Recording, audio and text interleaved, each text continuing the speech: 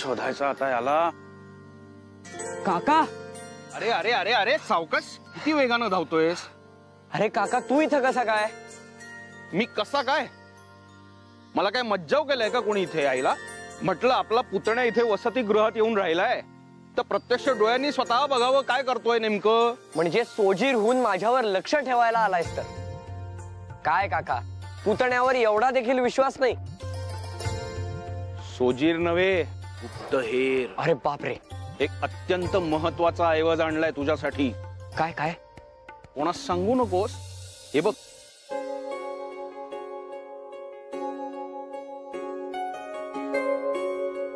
काकूच्या हातच्या पुरणपोळ्या आणि हे लाडू भामाने बनवलेत ना? वा, अगदी योग्य ओळखलंस. प्रथम वर्षात इथे जे शिकवतात ते ज्ञान मला अगोदरच अवगत झालंय. मग ते शिकण्यासाठी पुन्हा वेळ कशाला खर्च करायचा? त्यापेक्षा मी विचार केला की हे वर्ष मला पूर्णपणे स्वतःसाठी खर्च करायचंय. स्वतःसाठी? अरे मग आजपर्यंत जे काही केलंस, जे काही वागलास ते कोणासाठी होतं? घरच्यांची सगळ्यांशी भांडलास, इथे वसतिगृहात येऊन राहिलास, हट्टानं राहिलास, ते कोणासाठी होतं? स्वतःसाठीच ना. अरे मग ज्या कारणासाठी इथे आलायस ते तरी निदान मन लावून कर. हे कुठलं स्वैर वागणं म्हणायचं बाळ? काका, जसे आतापर्यंत ते सर्व निर्णय विचारांती घेतले तसा हा निर्णय सुद्धा विचारपूर्वकच घेतलाय मी. अरे कसला विचार? दादाचं स्वप्न धुळीस मिळवण्याचा विचार आहे का हा? आम्हा सगळ्यांची स्वप्न उधळून लावण्याचा विचार आहे का हा? सांग बाबा एकदाचा, आम्हाला कळू दे. काका, मी कोणाच्याही अपेक्षा आणि स्वप्न धुळीस मिळवत नाहीये. आधी मला माझ्या अपेक्षांची पूर्तता करायची, स्वतःला या जगातील आव्हानांसाठी तयार करायचंय आणि त्यासाठी साधना करणं आवश्यक आहे. साधना कसली? जोर बैठकांची, तासनतास व्यायाम करण्याची? अरे बाळ, वाटलं होतं तू शिकून मोठा मुन्सफ होशील, घराची जबाबदारी घेशील. अरे तुझ्यापेक्षा ही सामान्य मुलं सुद्धा पुढे जात आहेत, प्रगती करतायत, शिष्यवृत्त्या घेतायत. आणि तू बाळ, दादानी तुझ्यासाठी, तुझ्या शिक्षणासाठी पैसे काढून ठेवलेत, त्याचा धड विनियोग कर. हे काय करून घेतोयस तू बाळ? बघवत नाही रे, बघवत नाही. काका, भविष्यात मी कुठली वाट निवडीन मला नाही माहिती, पण जी वाट निवडेन ती मी स्वतः तयार केलेली असेल. काका, सरळ सोट मार्गावरून चालत जाण्यापेक्षा वनातील काटेरी मार्गांवरून धावणं मला अधिक भावेल. काका, असं वाटतं जो मार्ग मी निर्माण करीन उद्या त्यावर कोणीतरी स्वेच्छेने चालावं. त्यासाठी मला स्वतःला घडवायचंय काका, आणि म्हणूनच मी हा निर्णय घेतलाय. आणि माझ्या या निर्णयाचा उद्या तुम्हाला पश्चात्ताप होणार नाही एवढा शब्द मात्र मी नक्की देतो. तुझ्याशी वाद घालणं म्हणजे दगडावर डोकं आपटून घेणं.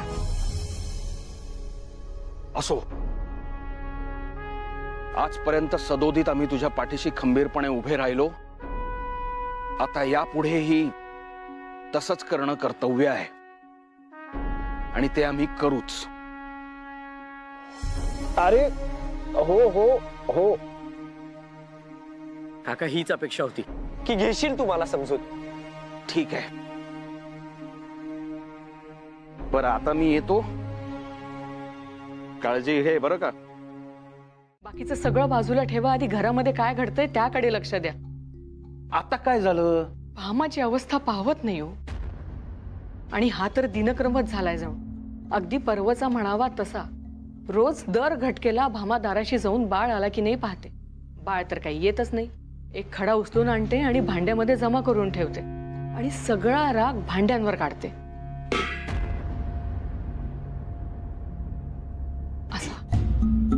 या खड्यांचं काय गणित बांधलं हिनं?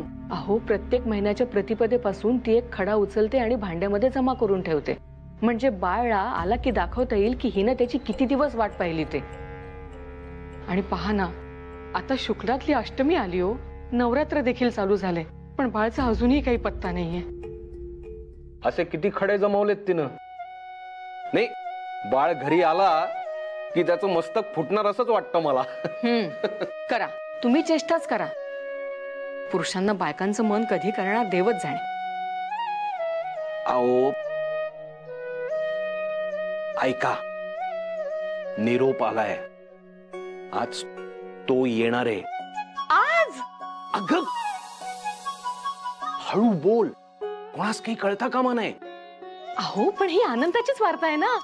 हो हो, आनंदाचीच वार्ता आहे, पण आपल्याला बाळाचा स्वभाव काय नवीन आहे का? येईल येईल म्हणेल आणि नाहीच आला तर नाही. आणि याचा अर्थ तुमच्या वहीमध्ये उतरवून घ्या. कमले कमलोत्पत्ती ही श्रूयते नची दृश्यते. अर्थात एका कमल पुष्पाची दुसऱ्या कमल पुष्पावर उत्पत्ती होते हे आपण ऐकलेले असते, पण हे कुणीही पाहिलेले नाही. आणि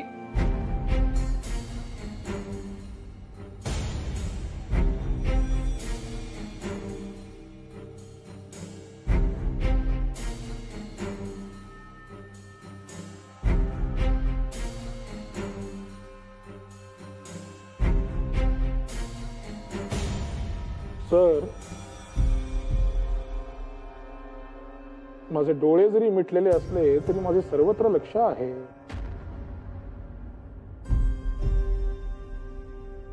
उठ, टिळक उभा राहा.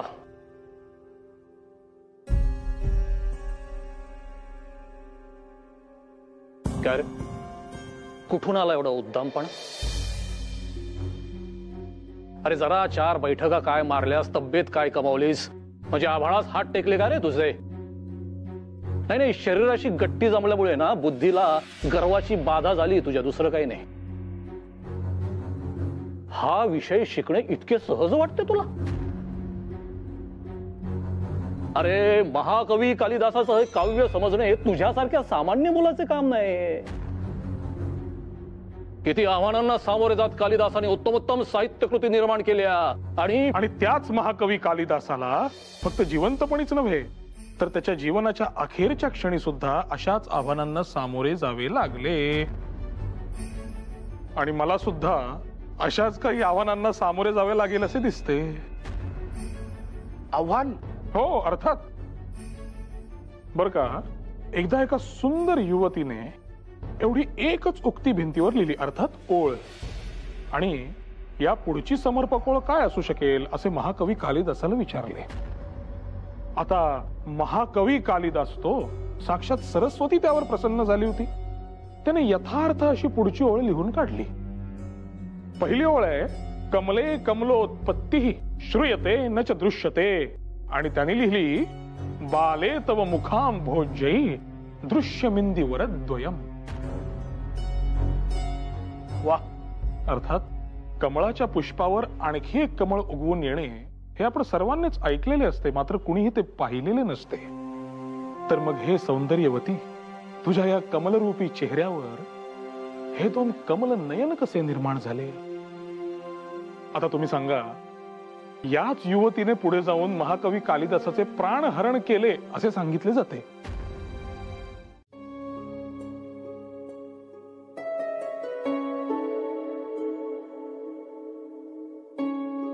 बाळ बाळ अरे काय रे, काय ग?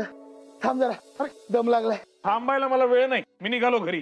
काय आज तू घरी चाललायस म्हणजे उद्या तू नक्कीच येत नाहीस, हो ना? अर्थात येणार नाही. इतके दिवसांनी मी घरी चाललोय म्हटल्यावर एका दिवसात कसा परत येईल? बरं, आमच्या घरची मंडळीच मला सोडणार नाहीत, तो भाग नाही राहणार. अरे रे, वाईट झालं. चांगली संधी तुझ्या हातून निसटून गेली बा. कसली संधी? नाही नाही, तू जा, तू जा, तू आपला जा. अरे मला वाटले होते तुझ्या बुद्धीला चालना मिळेल, तुझी प्रतिभा आम्हाला अनुभवता येईल, पण ते नियतीच मान्य नाही. त्याला आम्ही काय करणार? दाजी, ओ दाजी खरे, ते एक राहिलंच असतं. आता गेलो असतो तर. चल चल चल चल चल, हे बंद करतो. कर कर कर. बरं झालं आठवण केलीस. हो.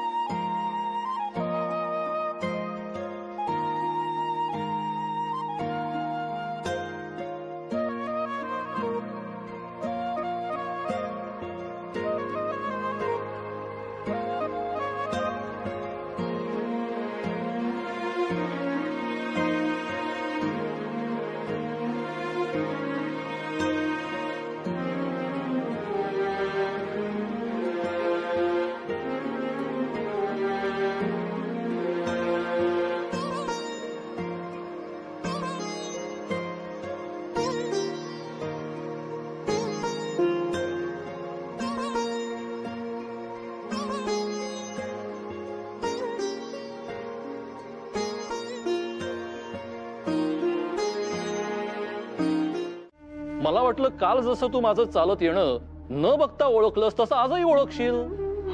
नाही, आज माझं चित्तच थाऱ्यावर नाही. समजू शकतो. मातृवियोग आणि त्याच्या आठवणी या कायम क्लेशदायकच असतात. पण आज ज्या प्रकारे तू मातृविलाप सादर केलास, तुझ्या मातोश्रीस खरोखरच अभिमान वाटला असेल तुझा. अभिमान वाटायला ती प्रत्यक्ष असायला हवी सर. कोकिळेचा स्वर हरपला म्हणून त्याचं गायन थांबत नाही बळवंत. जगासाठी तो स्वर नाहीसा झालेला असतो, परंतु मनाशी संवाद हा कायम सुरूच असतो. तुझ्या मातोश्री तुझ्याकडे तिथून पाहत आहेत, अभिमानाने, कौतुकाने. सर, एक विचारू? विचार, बस विचार, बोल. सर, तुमच्या दृष्टीने मी तुमच्याशी इतका उद्दामपणे वागत आलो आहे, तरी सुद्धा तुम्ही मला प्रथम पारितोषिक दिलं. कसं काय? मला तर पूर्ण खात्री होती की तुमचा माझ्यावरचा राग पाहता तुम्ही मला जाणून बुजून बाजूस काढाल. अरे, तुझ्यासारखा विद्यार्थी देखील असा विचार करू शकतो? आश्चर्य आहे. विद्यार्थ्याशी माझं नातं प्रथम शिक्षकाचं जरी असलं तरी नंतर ते वडिलकीच आहे. तुमच्या बुद्धीचं मूल्यमापन करताना तुमची वर्तणूक कशी आहे याचा विचार करून कसा चालेल? तुझी कविता आणि त्याचं सादरीकरण हे सर्वोत्तमच होतं, मग त्याबाबत मी पक्षपातीपणा कसा करेन? बळवंत, तुझी बुद्धिमत्ता ही विलक्षणच आहे आणि मला त्याचा अभिमान आहे. पण मी तुला हे कधीही सांगितलं नाही. का? कारण त्यामुळं तुमची ही पावलं कदाचित जमिनीहून 4 बोट वर चालायला नको होत काय? नाही सर, नाही नाही नाही, कधीच नाही असं होणार. पण आज मी तुला वडिलकीच्या नात्यानं एक गोष्ट सांगू इच्छितो. तुझा हा स्वभाव जर तू वाकू शकला नाहीस तर स्वतःहून संकटांना आमंत्रण देशील. काय कळलं ना? होय. नमस्कार करतो सर. यशस्वी भव, अशीच प्रगती करा.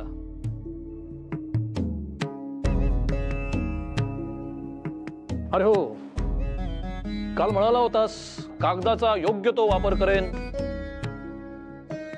मग आता बघूया यावर तू काय लिहितोस ते.